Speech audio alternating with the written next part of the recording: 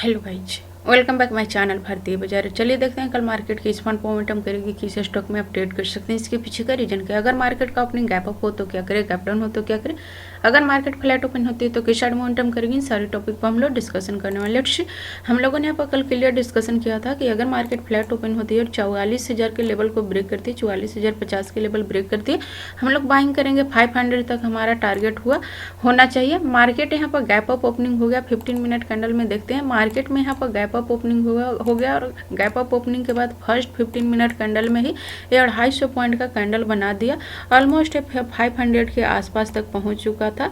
और यहाँ पे पॉज कैंडल बनाने के बाद देखेंगे तो ये लगातार एक ही रेंज में ट्रेड करते रहा, लगभग 100 पॉइंट के रेंज में यहाँ पर ट्रेड किया है।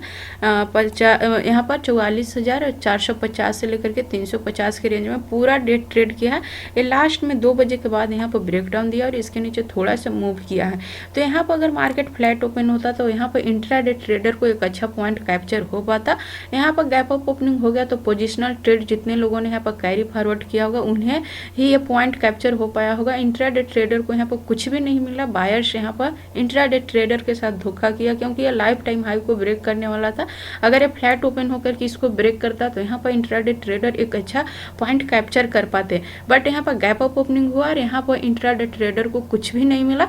हमने यहाँ पर लगभग जब यहाँ पे ये देखेंगे तो एक ट्रेंड लाइन था, इस ट्रेंड लाइन का जब ये ब्रेकआउट दे रहा था तो 11:15 के आसपास 11:15 या 11:45 या 11:30 हो रहा था, ऐसे ही समथिंग कुछ टाइम हो रहा था। तो हमने ये जब एक कैंडल क्लोज कर दिया था तो इस कैंडल के क्लोजिंग के बाद हमने यहाँ पे एक वीडियो अपलोड किया था कि मार्केट अब थोड़ा सा सेल में जा सकती है क्योंकि मार्केट में यहाँ पर एक ट्रेंड हो चुका है, जितना मार्केट को जाना चाहिए था उतना जा चुका है। तो हम लोग तो ट्रेंड कैप्चर कर नहीं पाए, तो अब हम लोग यहाँ पर करेक्शन कैप्चर करने का ट्राई करेंगे। अगर यहाँ पर 400 के नीचे लगातार बना रहता है तो फिर एक सेलअप हमें देखने के लिए मिलेगा। और टारगेट जो हमारा होना चाहिए था 44,200 से लेकर के 150, ये टारगेट पॉइंट था। मार्केट यहाँ पर अगर इसी फ्लो में ब्रेक कर जाता है, यहाँ पर जैसे ही कैंडल को पॉज कैंडल बना, फिर जब इस कैंडल 12:30 बजे का कैंडल बना रहा था, इसी टाइम अगर ये ब्रेक कर जाता तो एटलीस्ट ये सारे लेवल टच कर जाते, बट इसने ब्रेकडाउन लगभग 2 बजे के बाद दिया तो फिर ये मोमेंटम कर नहीं पाया। बट हम लोगों को यहाँ पर 150 पॉइंट एटलीस्ट कैप्चर हो पाया। जैसे हमने 400 के नीचे सेल किया था, इसने जो लो लगाया है 44,270 का लो लगाया, तो ऑलमोस्ट हम लोग यहाँ पर 130 पॉइंट 150 पॉइंट समथिंग यहाँ पर कैप्चर कर पाए। अभी यहाँ पे देख सकते हैं मार्केट एटलीस्ट पूरा डे रेंज में रहा है, कहीं पे कोई ट्रेंडिंग हुआ नहीं है। मॉर्निंग आवर में ही जितना इसे करना था उतना कर चुका है। तो अभी हम लोग इसे सेल के लिए प्लान करेंगे। मार्केट फ्लैट ओपन होगा जैसे ही 300 के नीचे एक 5 मिनट अगर रेड कैंडल क्लोज कर देती है 300 या 44,290 44,300 के नीचे 5 मिनट भी रेड कैंडल क्लोज करती है, हम लोग सेल करेंगे। टारगेट हमारे जो होना चाहिए 44,050 का टारगेट होना चाहिए। तो 250 पॉइंट नीचे साइड में स्पेस दिख रही है, हम लोग सेल करेंगे। 250 पॉइंट कैप्चर हो जाएंगे। अगर मार्केट मूव करती है तो 100 से 150 पॉइंट इजीली हम लोग कैप्चर कर पाएंगे। बट इंपॉर्टेंट है फ्लैट ओपनिंग के बाद 300 के नीचे एक रेड कैंडल क्लोज करना। हम लोग बाइंग के लिए प्लान कब करेंगे तो 500 यहाँ पर रेजिस्टेंस बन रही है। मार्केट फ्लैट ओपनिंग के बाद इधर निकलना स्टार्ट करेगा और 500 के ऊपर एक ग्रीन कैंडल क्लोज करेगा तो हम लोग बाइंग करेंगे। और टारगेट जो होना चाहिए, फर्स्ट टारगेट हमारा 44,750 का टारगेट होना चाहिए और सेकंड टारगेट 45,000 के आसपास तक होना चाहिए। तो अपर साइड में स्पेस ही स्पेस है। अगर यहाँ पर 500 का लेवल ब्रेक करती है तो इजिली मूव कर जाएगा। हम लोग इधर अप साइड में 300 साढ़े 300 पॉइंट का मूवमेंट कैप्चर कर पाएंगे क्योंकि आज मार्केट पूरा डे साइडवेज था। तो अगर ये अप साइड में ब्रेक करती है तो कल 400-500 पॉइंट का मोमेंटम करेगा मार्केट। अगर ये फ्लैट ओपनिंग के बाद डाउन साइड ब्रेक करना स्टार्ट करती है 44,300 के नीचे रेड कैंडल क्लोज करती है तो फिर ये सेल में चला जाएगा, छोटा सा करेक्शन हमें देगा और 44,000 के आसपास इधर से बाइंग का एक पैटर्न बनाएगा। तो फिर हम लोग बाइंग के लिए प्लान करेंगे या फिर इसी फ्लो में जब ये डाउन साइड मूव करना स्टार्ट करेगा तो हम लोग यहाँ पर सेल के लिए प्लान कर सकते हैं। आई होप इस सारे पॉइंट आप लोग क्लियरली समझ रहे होंगे। यदि समझ में आ रही है तो मेरे वीडियो को लाइक कर दें। अभी तक आपने मेरे चैनल को सब्सक्राइब नहीं किया है तो मेरे चैनल को भी सब्सक्राइब कर दें। Daily analysis and learning video पाने के लिए बेल नोटिफिकेशन को भी प्रेस कर दे। खास करके वो वीडियो देखें जो लाइव मार्केट में मैं पोस्ट करती हूँ कि मार्केट का आप ट्रेंड क्या होने वाला, उस वीडियो को देखें तो आपको ट्रेडिंग में थोड़ा सा हेल्प मिल सकती है। आज के वीडियो का लिंक मैं एंड स्क्रीन में दे दूंगी, उसको देखिएगा। फिर इसके बाद मार्केट का मोमेंटम को देखिएगा तो आपको क्लियरली यहाँ पर समझ में आएगा कि किस तरीके से मार्केट का मूवमेंट कैप्चर किया जाता है। बहुत बड़ा gap up and gap down opening के बाद हमें थोड़ा सा प्राइस सेक्शन के लिए वेट करना चाहिए, इसके बाद हमें ट्रेड के लिए प्लान करना चाहिए। चलिए भी हम लोग निफ्टी को देख लेते हैं। निफ्टी देखें तो निफ्टी भी ऑलमोस्ट यहाँ पर गैप अप ओपनिंग हो गया। निफ्टी और निफ्टी 50 और फिनांस निफ्टी दोनों ही बैंक निफ्टी का सपोर्ट नहीं कर रही है। अगर बैंक निफ्टी का सपोर्ट निफ्टी और फिनांस निफ्टी करती तो बैंक निफ्टी में एक अच्छा खासा रैली हमें देखने के लिए मिलता, but gap up and gap down opening के चलते इंट्राडे ट्रेडर को यहाँ पर कुछ नहीं मिल पा रहा है। तो अभी यहाँ पर देखेंगे निफ्टी में ऑलमोस्ट एक ग्रीन कैंडल बनाने के बाद मार्केट पूरा साइडवेज रहा है। तो अभी हम लोग इसका हाई और डे का लो मार्क कर लेंगे। मार्केट इस बीच में ओपन होती है, डे हाई के ऊपर अगर 5 मिनट ग्रीन कैंडल क्लोज करती है बाइंग के लिए प्लान करेंगे और टारगेट जो होना चाहिए 18,750 का टारगेट होना चाहिए।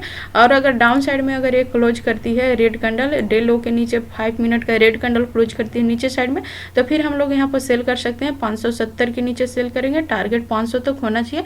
तो 70 पॉइंट डाउन साइड में है, अपर साइड में लगभग यहाँ पर 80-90 पॉइंट का स्पेस है। जिधर निकलेगा हम लोग उधर का ट्रेड प्लान करेंगे। दोनों तरफ हमें 50 से 60 पॉइंट का पॉइंट्स कैप्चर कर सकते हैं। अगर बहुत बड़ा gap up and gap down open हो जाती है तो फिर हमें प्राइस एक्शन के लिए वेट करना चाहिए। इसके बाद हमें ट्रेड के लिए प्लान करनी चाहिए।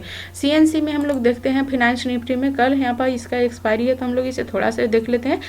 ऑप्शन बाइंग के लिए अपॉर्चुनिटी बहुत बेहतर हो सकती है। अगर फ्लैट ओपनिंग के बाद या थोड़ा सा भी गैप अप ओपनिंग होती है, डे हाई के ऊपर एक 5 मिनट या 15 मिनट ग्रीन कैंडल क्लोज करती है, तो हम लोग इसे 19,625 के ऊपर बाइंग करेंगे। और अगर सेल साइड में निकलती है 500 का ब्रेकडाउन देती है, 500 के नीचे अगर एक रेड कैंडल क्लोज करती है तो हम लोग सेल करेंगे। यहाँ पर 100 पॉइंट का क्लियर स्पेस दिख रही है, अगर ये मूव करती है तो 0 टू हीरो ट्रेड हम लोग यहाँ पर प्लान कर सकते हैं। फाइनेंस निफ्टी में एक अच्छा यहाँ पर अपॉर्चुनिटी मिल सकती है फाइनेंस निफ्टी में 0 टू हीरो ट्रेड करने के लिए, बट इंपॉर्टेंट है 500 का लेवल डाउन साइड में ब्रेक होना चाहिए और अपर साइड में 19,625 का लेवल ब्रेकआउट होना चाहिए। इसके बाद हम लोग ऑप्शन बाइंग के लिए प्लान कर सकते हैं। आई होप सारे पॉइंट आप लोग क्लियरली समझ रहे होंगे। चलिए कल के लिए स्टॉक देख लेते हैं, उससे पहले आज के स्टॉक का मोमेंटम देखते हैं। पहला स्टॉक था एबीबी, इसमें एक अच्छा खासा पॉइंट दिया, लगभग हमें यहाँ पर 1:2 का टारगेट दिया, फिर इसके बाद इसमें सेलिंग हमें देखने के लिए मिला। नेक्स्ट स्टॉक था एक्सिस बैंक, एक्सिस बैंक में भी यहाँ पर हमें 1:2 का टारगेट दिया, फिर इसमें भी सेलिंग आ गया क्योंकि बैंकिंग सेक्टर के स्टॉक गिर रहे थे। नेक्स्ट स्टॉक था रिलायंस, रिलायंस में बहुत बड़ी मूव नहीं मिली, बट 1:1 का टारगेट मिला। एटलीस्ट हम लोग नेट टू नेट में ही क्लोज किए, हमें यहाँ पर लॉस नहीं गया, 1:1 का टारगेट में ही क्लोज हुआ है, तो हम लोग प्रॉफिट में ही सेटअप क्लोज किए हैं।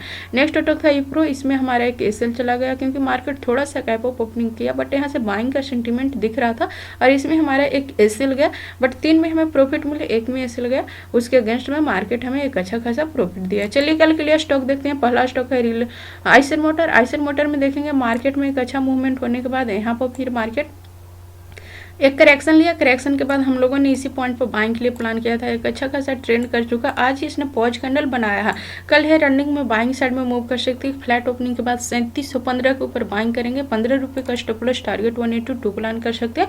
नेक्स्ट स्टॉक है मारुति, मारुति में देखेंगे ये ब्रेकआउट पॉइंट था, ब्रेकआउट फेलवर होते हुए दिख रही है। अगर ये ब्रेकआउट फेलवर होती है तो हम लोग 9315 के नीचे सेल कर सकते हैं। यहाँ पर 30 से 35 पॉइंट का स्टॉप लॉस टारगेट 182 प्लान कर सकते हैं।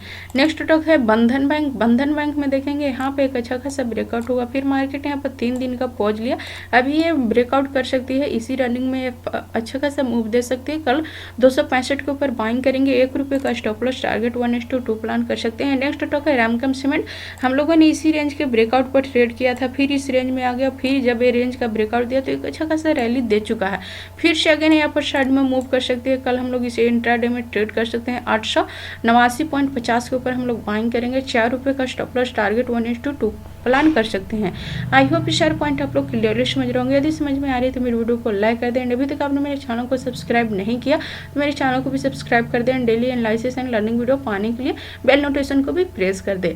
लाइव मार्केट का सेंटीमेंट बदलते रहता है, इसलिए हम लोग लाइव मार्केट में हमारा हो सकता है आज का एनालिसिस काम रहा है, सेंटीमेंट बदलते रहते हैं, तो लाइव मार्केट देख करके अपना ट्रेंड डिसाइड करें। Thanks for watching this video till and. जय हिंद।